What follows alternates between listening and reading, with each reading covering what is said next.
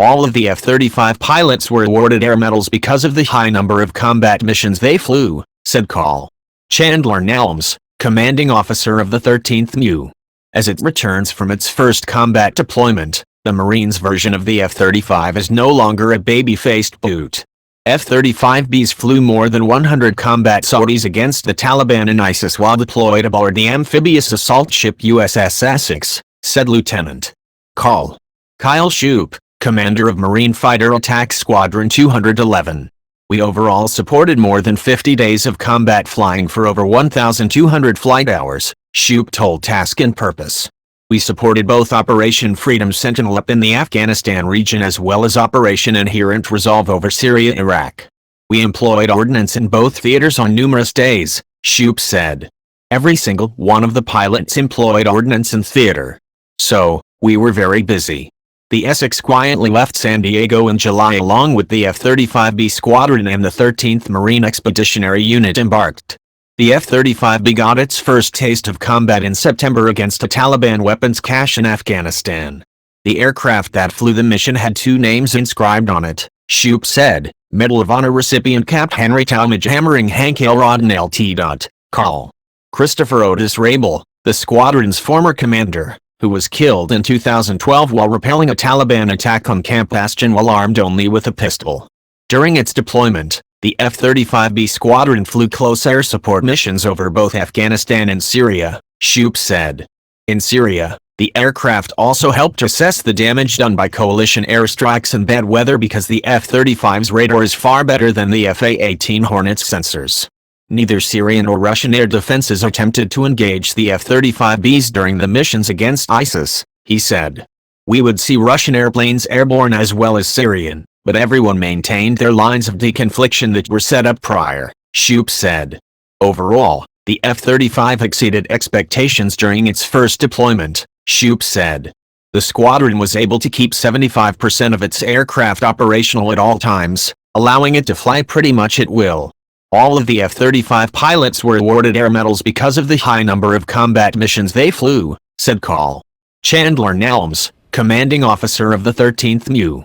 Some of the MU's Marines also contributed to the fight against ISIS, Nelms said.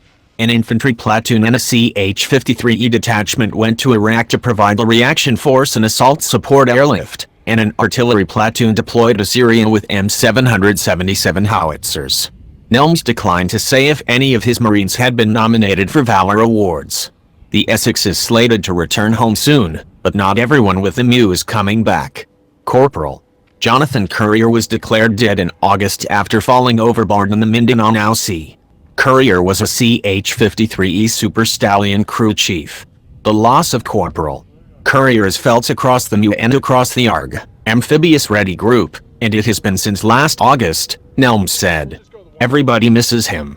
We just recently held a memorial on a return transit to continue a remembrance of his selfless service and honor his life.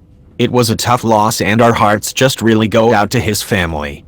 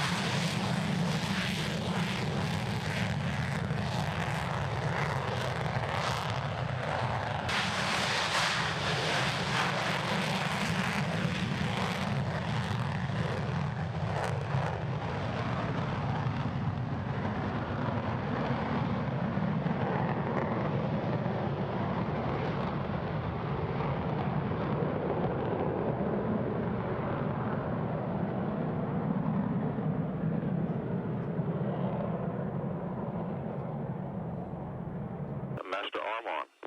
Arm to arm. 10 seconds. Clear to release. 5, 4, 3. The store's gone.